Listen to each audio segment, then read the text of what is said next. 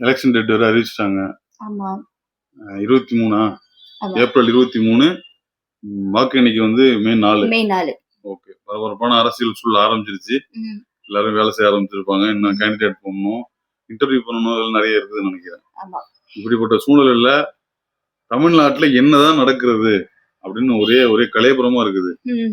நாலு மேனியா பொழுதுற ஒண்ணமா வர நியூஸ் எல்லாம் வந்து பாக்குறதுக்கு நம்மளுக்கு கஷ்டமா இருக்குது, கடுப்புகளா இருக்குது. இது என்ன காரணம், ஏன் இப்படி தொடர்ந்து நடக்குது, உண்மையிலேயே சட்ட ஒழுங்கு பிரச்சனை இருக்குதா, என்ன பிரச்சனை அப்படின்னு பார்த்தா டெய்லி ஒரு பிரச்சனை வந்துகிட்டே இருக்குது. இங்க பிரச்சனை, இங்க பிரச்சனை ம். அப்படின்னு வந்துட்டே இருக்குது. உங்களுக்கு ஏதாவது தென்பட்டுச்சா? ஆமா தொடர்ந்து இந்த பாலியல் வன்முறைகள் நிறைய இந்த மாதிரி நடந்துட்டு இருக்கு. குழந்தைங்களை பாலியல் வன்கொடுமை செய்யறது, கொலை பண்றது, இந்த மாதிரி தொடர்ந்து நடந்துட்டு இருக்கு. இப்போ 2 நாளைக்கு முன்னாடி கூட பாண்டிச்சேரியில வந்து ஒரு பெண்ணை எரிச்சு கொண்டிருக்காங்க அது பெட்ரோல்ல. பாண்டிச்சேரியில. பாண்டிச்சேரியில ம். அது தமிழ்நாட்டுல இல்லையோ? ஆமா. சோ தமிழ்நாட்டிலயுமே நிறைய இந்த மாதிரி கொடுமைகள் தொடர்ந்து நடந்துட்டு இருக்கு. சட்ட ஒழுங்கு சீர்கேடான்னு கேட்டீங்கன்னா, ஆஹ் தனி மனித ஒழுக்கம் அப்படின்றது என்னதான் நம்ம சொல்லிட்டு இருந்தாலும் கூட, சட்டங்களும் அதுக்கேத்த மாதிரியான ஸ்டெப்ஸ் எடுக்கணும் அப்படின்றதுதான் எங்களோட தாட்ஸ். இப்போ எங்களோடனா பெண்களோட தாட்ஸ். எங்களோட. ஆமா. ஓகே. ஏன்னா பாலியல் வன்கொடுமைன்றது வந்து பாத்தீங்கன்னா, அதுக்கு அந்த பெயின நம்ம கோ த்ரூ பண்ணணும்னு அவசியம் இல்ல. அது அது அது வந்து ஒரு ஒரு மரணத்தை விட கொடுமையான விஷயம். நீங்க ம். வந்து ஒருத்தர வந்து ஒரு நிமிஷத்துல சாகடிச்சிடலாம். ம். அது கூட அவ்வளவு பெயின்ஃபுல் இருக்காது. ஆனா இந்த ரேப் அப்படின்றது இருக்குல்ல, அது வந்து ஆமா. It's very big drama. ஏன்னா அந்த மாதிரி ஒரு செய்திகள் கேட்கும்போது ஒரு ஆப்போசிட் பர்சனா இருக்கும்போது நமக்கே அது ஒரு ஒரு பயத்தை வந்து நமக்கு கொடுக்கும். ஏதோ ஒரு பயத்தை கொடுக்கும். ஒரு இருட்டுல வெளியே போறதுக்கோ, ஒரு தனிமையான இடத்துல நிக்கிறதுக்கோ, நமக்கு யாரு லைஃப்ல ஹெல்ப் பண்ண எல்லாருக்கும் ஒரு வர்றாங்க, ட்ராமா இருக்குது. ம். யார் நமக்கு ஹெல்ப் பண்ண வர்றாங்க, இல்ல யார் நம்மள வந்து அபியூஸ் பண்ண வர்றாங்கன்றே தெரியாத ஒரு கன்ஃபியூஸ் ஸ்டேட். இது எல்லாமே இது போகும். இப்போ அந்த பாப்பாக்கு நடந்துச்சு இல்லையா, வெளாத்தி குளத்துல நடந்தது தூத்துக்குடியில.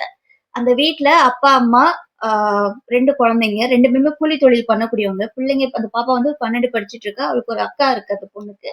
அந்த குழந்தை வந்து இன்ஜினியரிங் படிச்சுட்டு இருக்கு. 3rd இயர் எதுவும் படிச்சுட்டு இருக்குன்னு சொல்றாங்க. இங்க போன வைகோ ஐயா வந்து அவர் ஒரு ரொம்ப அழகா ஒரு ஸ்டேட்மெண்ட் ஒண்ணு குடுத்திருந்தாரு. லைக் என்னன்னா, அவங்க வீட்டோட சூழ்நிலைய அவர் வந்து இது பண்ணியிருக்காரு.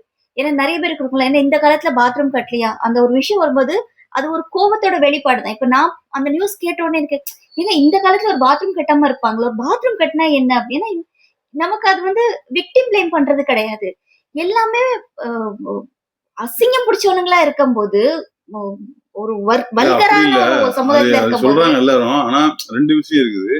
இவ்வளவு நாள் இருந்து கூட இவ்வளவு வளர்ச்சின்னு பேசுறோமே, இன்னமும் கூட ஒரு வீட்டுல வந்து டாய்லெட் இல்லாம இருக்கிறது எவ்வளவு பெரிய கொடுமை, இல்ல ஒரு இருந்து எவ்வளவு கேவலம் அப்படிங்கிறது.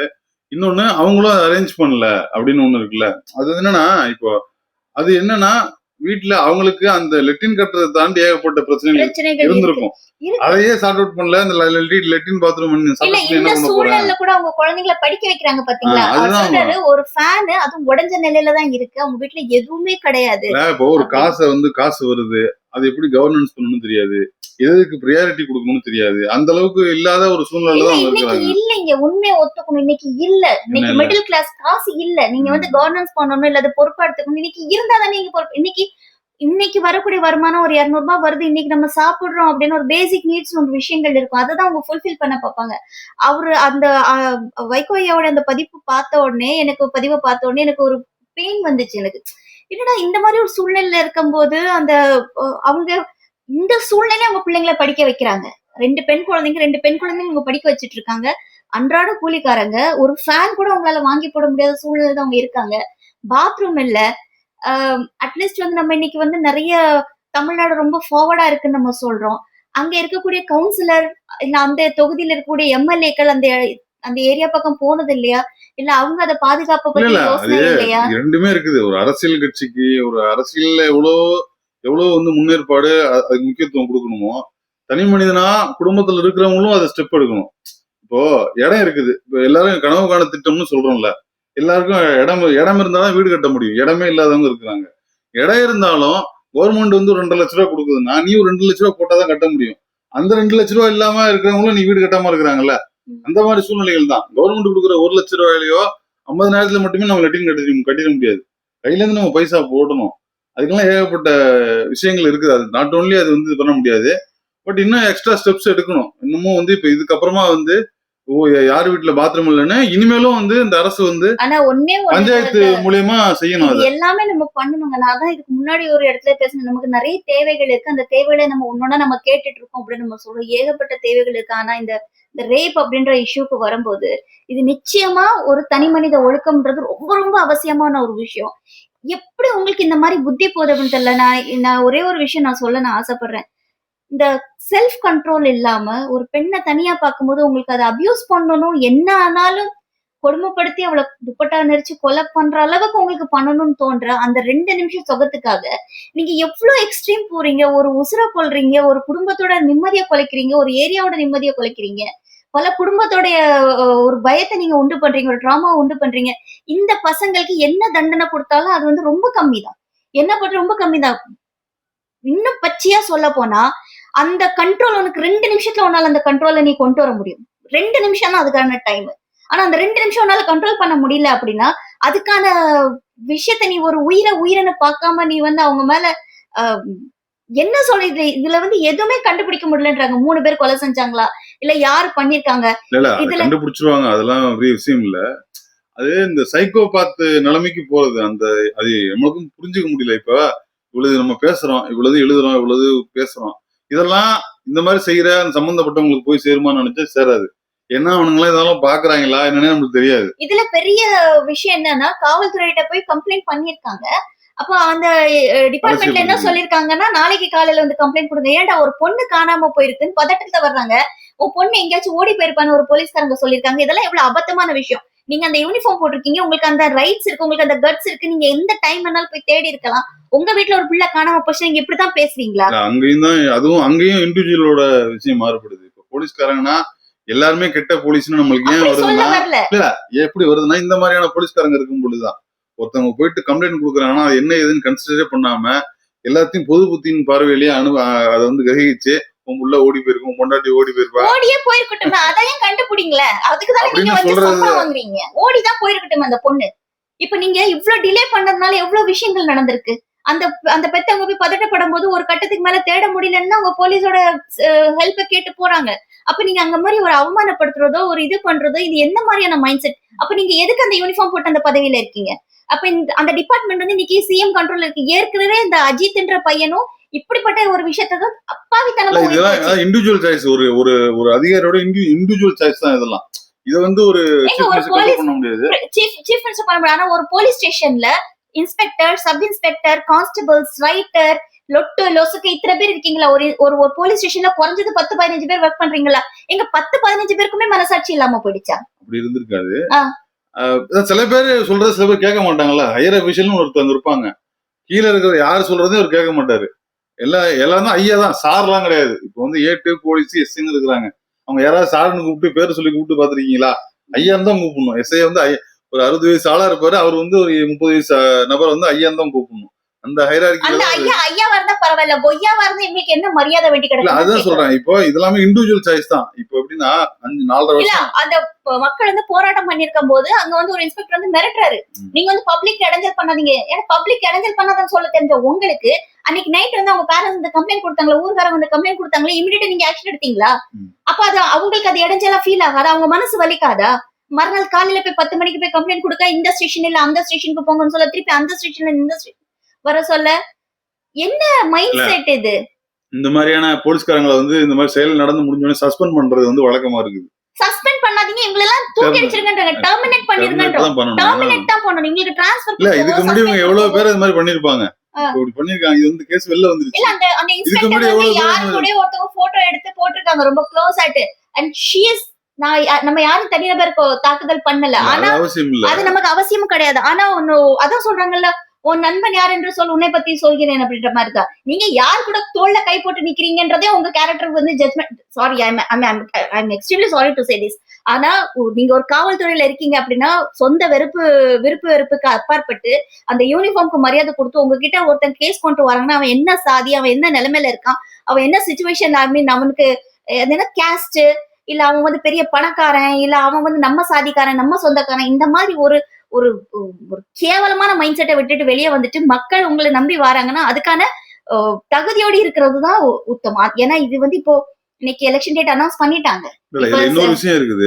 இந்த 4.5 வருஷம் முடிஞ்சிருச்சு, எலெக்ஷன் 5 வருஷம் முடிஞ்சு போய் ஆட்சி மாற்றம் வரப்போகுது. இப்ப இது வரைக்கும் நல்லா இருந்த இந்த சட்டம் ஒழுங்கு அல்லது வந்து இந்த போலீஸ் டிபார்ட்மெண்ட் கடைசி ஒரு மாசத்துல வந்து பயங்கரமான கெட்டப்பிற்கு உள்ளாகுது. அது எனக்கு வந்து கொஞ்சம் டவுட்டா இருக்குது. சில விஷயங்கள் பார்க்கும்போது தொடர்ந்து வந்து ஒரு திருநெல்வேலி சைட்ல ஒரு கும்பல் பாக்குறவங்க எல்லாம் வெட்டுறதுன்னு ஒரு குரூப் 2 வாட்டி 2 சம்பவம் நடந்திருக்குது. அது சிவகங்கை திருநெல்வேலி பக்கம் எங்க நடக்குது. எப்படின்னா வெறி கொண்டு போதையை போட்டுட்டு பாக்குறவங்க எல்லாம் வெட்டுறது அப்படின்னு ஒண்ணு இருக்குது. இன்னொன்னு இந்த மாதிரியான பாலியல் உறவு பிரச்சனைகள், அடிதடி பிரச்சனைகள், இது எல்லாமே வரிசையா நடக்குது. ஒவ்வொன்றும் ஊதி பெருசா ஆக்கப்படுது, பெரிய பிரச்சனை ஆக்கப்படுது. அப்ப எனக்கு என்னன்னா இது வந்து ஏதோ ஒரு சதியின் அடிப்படையில யாரோ ஒருத்தர் இந்த ஆட்சியின் மேல இது தப்புதான். இது வந்து நிச்சயமா போலீஸ் டிபார்ட்மெண்ட் உள்ள தப்புதான். இது என்ன பண்றாங்கன்னா டைரக்டா எதிர்கட்சிகள் கொண்டு போய் சிஎம் மேல வச்சு சட்டம் ஒழுங்கு பிரச்சனை இருக்குதுங்கிறதுக்காக எதுவுமே அவங்களால இந்த ஆட்சியில எதுவும் குறிப்பிட்டு சொல்ல முடியல. அதுதான் சொல்றேன். அதனால வந்து போலீஸ் டிபார்ட்மெண்ட் இருக்கிறதுனால they have all the rights to do இல்ல. இது வந்து ஸ்டேட் கவர்மெண்ட்ல தான வருது. இதுக்கு சென்ட்ரல் ஒரு போலீஸ் டிபார்ட்மெண்ட் நினைச்சா என்ன வேணா செய்ய முடியுங்கிறதுக்கு இதான் உதாரணம். அப்ப அவங்க டெர்மினேட் பண்ணுங்கன்னு நம்ம சொல்றோம். அதான் சொல்றேன், டெர்மினேட் பண்ணாலும் இன்னும் உக்கிரமாகும்.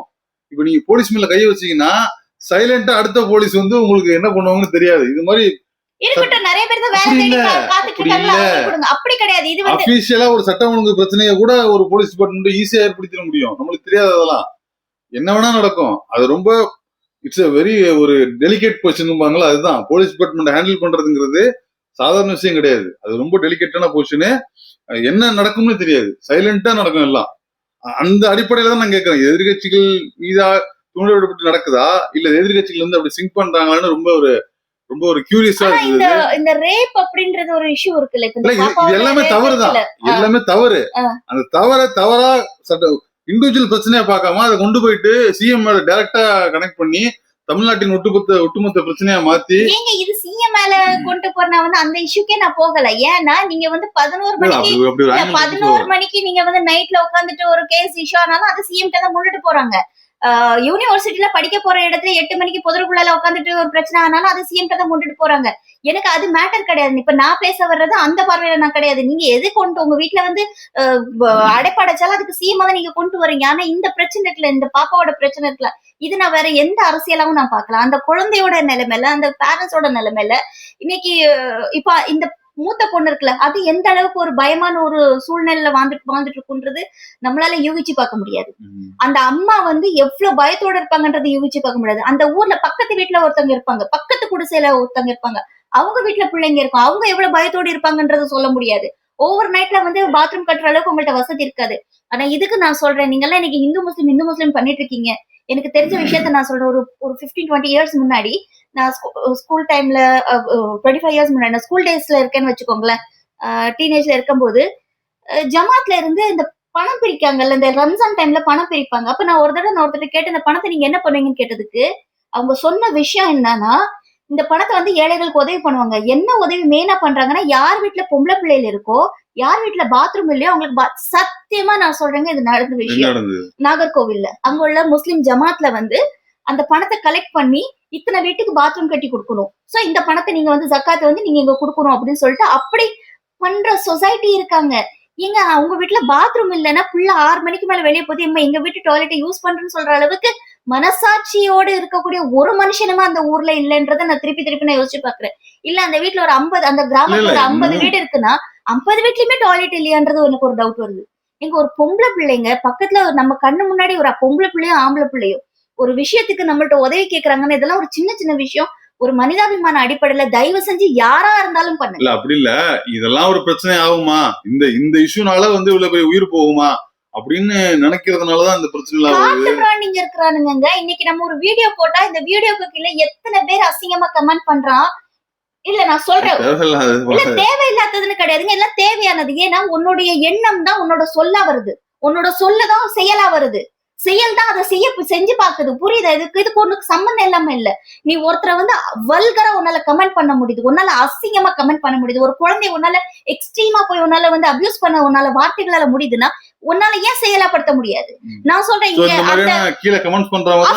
இந்த சைக்காலஜில உள்ளவன் தான் இது செய்யறான்றத நான் ரொம்ப ஆணித்தரமா நான் நம்புறேன். அப்பனா என்னன்னா கவர்மெண்ட் இந்த மாதிரி கமெண்ட் பண்றவங்க எல்லாம் கவனிக்கணும், எல்லாரும் கவனிச்சு ஐசோலேட் பண்ணி அவங்கள வந்து தனியா வாட்ச் பண்ணி அவங்களை இது பண்ணணும்னு சொல்ல வரோம். நிச்சயமா ஒரு ஊர்ல ஒருத்தர் இருக்கிறா அப்படின்னா இன்னொன்னு என்ன தெரியுமா, நிறைய பேருக்கு அந்த ஒரு ஃபேக் மாஸ்க போட்டுப்பாங்க. இப்ப நம்ம கூட நம்ம நல்ல விதமா இருக்க ஒரு ஒரு ஒரு ஃபேக் ஐடியா கிரியேட் பண்றது, அந்த ஃபேக் ஐடியில அவனுக்கு தேவையான எத்தனை வல்காரிட்டி இருக்கோ அத்தனை வல்காரிட்டியும் வந்து குப்பை மாதிரி கொட்டுறது, வார்த்தைகளா கொட்டுறது. நம்ம இன்னைக்கு ஒரு ஒரு ஒரு மெசேஜ் நம்ம சொல்றோம்னா என்ன மெசேஜ் சொல்றோன்னே பாக்குறது கிடையாது. அப்கோர்ஸ் உங்களுக்கு ஒரு விஷயம் பிடிக்கலாம், எனக்கு ஒரு விஷயம் பிடிக்கலாம், உங்களுக்கு கருப்பு சோப்பு பிடிக்கலாம், எனக்கு பச்சை வெள்ளை சோப்பு பிடிக்கலாம், யாருக்கு ஒருத்தனுக்கு காவி பிடிக்கலாம். நீ என்ன இளவ வேணா நீ பண்ணிட்டு போ, ஆனா மனுஷனா வாழுன்னு நம்ம சொல்றோம். நீங்க அரசியல் ரீதியா நீங்க அரசியல் பண்றீங்க ஓகே, ஆனா இப்போ நான் சொல்றேன் நம்ம வீட்டுல இருக்க இப்ப குழந்தைகிட்ட நான் சொல்றேன் எலெக்ஷன் வந்துருச்சு கொஞ்சம் பார்த்து பத்திரமா இருங்க. ஏன்னா எவன் என்ன பண்றதுக்கு காத்திருக்கான்னு நமக்கு தெரியாதுங்க. நிஜமா சொல்றேன். ஏன்னா இந்த மாதிரி டைம்ல அவனுடைய சொந்த அந்த மோகத்தையும் வந்து இந்த விஷயத்துல வந்து எக்ஸ்போஸ் பண்றதுக்கான ஒரு விஷயமா எடுத்துக்கிறானுங்க, ஒரு வாய்ப்பா எடுத்துக்கிறானுங்க. இப்ப சிவகங்கையில நடந்த விஷயத்துல அத அரெஸ்ட் பண்ண ஒரு அக்யூஸ் வந்து டெத் ஆன பிள்ளைல அஜித் குமார் இல்லைங்க, இப்ப இந்த ஆகாஷ். அப்ப அவங்களுக்கு வந்து நிறைய பேர் வந்து சப்போர்ட் பண்ணி அதுல ஒரு எஸ்சின்ற ஒரு டேக கொண்டுட்டு வந்துட்டு நீ எஸ்சின்னா என்ன தெரிஞ்சுதானே நீ போய் வெட்டுன, அப்ப நீ வந்து ஒரு கொலைகாரன் தானே, நீ கொலை பண்ண முயற்சி பண்ணிருக்க, நீ கொலை பண்ணிருக்க, அப்ப உனக்கு நீ எந்த ஜாதியா இருந்தா என்ன, அப்ப ஏன் அங்க நீங்க ஒருத்தவங்களை தூக்கி பிடிச்சாங்க. அப்ப இப்படி ஒவ்வொரு குற்றவாளிகளையும் தப்பிக்க வைக்கிறதுக்கு அவனுக்கு ஒவ்வொரு பிடி இருக்குன்றது தெரிஞ்சதுனாலதான் அவன் இவ்வளவு தப்பையும் அவன் தைரியமா பண்ண முடியுது. அப்ப நான் என்ன சொல்றேன்னா ஒரு குற்றவாளி வந்துட்டோம்னா அவனுக்கு எந்த அடையாளத்தையும் நீங்க பாக்காதீங்க, அரசியல் அடையாளத்தை பாக்காதீங்க, சாதி அடையாளத்தை பாக்காதீங்க, அவனோட பேக்ரவுண்ட் அடையாளத்தை பாக்காதீங்க, வச்சு கொடுத்துருங்கன்ற இந்த மாதிரி கேசஸ்க்கெல்லாம் டைமே கொடுக்காதீங்க. இல்ல இந்த இந்த கிரைட்டீரியாவை டிபார்ட்மெண்ட் எல்லா டிபார்ட்மெண்ட்லயும் இருப்பாங்கல்ல, அது குறையோடி இருக்குங்களா, அது ஒண்ணும் பண்ண முடியாதுல்ல. இப்ப சாதி மதமா நம்ம பாக்காட்டி கூட சாதி மதம் அப்ப மனிதநேயத்தை தேடிட்டு தான் இருக்கணும். சாதியையும் நான் வந்து பணத்தையும் வச்சு நான் பண்ணுவேன் அப்படின்னா அந்த மனிதநேயத்தை நீங்க வந்து குப்பையில கூட தேட முடியாது. அங்கதான் சொல்லிட்டு இருக்கிறோம், மனிதர்களை வந்து உளவியல் பிரச்சனையாலதான் இதை வென்றெடுக்கும், தனி மனித பிரச்சனை தனி மனித ஒழுக்கத்தாலதான் இதை வந்து தீர்க்க முடியும் ஒழிய திரும்ப வந்து ரேபிஸ்ட்க்கு சொல்றேன்டா, எத்தனை ரேபிஸ்ட் இந்த வீடியோ எல்லாம் பாக்குறீங்கன்னு எனக்கு தெரியாது. ஆனா பரதேசிங்களா உங்களுக்கு வந்து இச்சை அடங்குறதுக்கு வெறும் 2 நிமிஷம் தான் நாய்ங்களா, அதனால நீங்க வந்து அது ஒரு பிள்ளைய வந்து கொடுமைப்படுத்தணும், இல்ல உங்க கைக்கு ஒரு விஷயம் கிடைச்சிருக்கு அதனால நம்ம என்ன வேணா பண்ணிக்கலாம் அந்த மாதிரிலாம் அலையாதீங்க. அந்த பிள்ளைய நீங்க ரேப் பண்ணும்போது ஒரு செகண்ட் உங்க அம்மாவோட மூஞ்சியோ உன் கூட பிறந்தோட மூஞ்சியோ உன் பெத்த பிள்ளையோட மூஞ்சியோ நீ அதுல பாத்துருந்தேன்னு வச்சுக்கோயா. ஆனா அது கூட சொல்றதுக்கு வழியில ஏன்னா பெத்த பிள்ளையவே ரேப் பண்ண நாய்ங்க தான் இன்னும் இந்த உலகத்துல வாழ்ந்துட்டு இருக்காங்க, அந்த நாய்ங்க கூட தான் நம்மளும் வாழ்ந்துட்டு இருக்கோம்.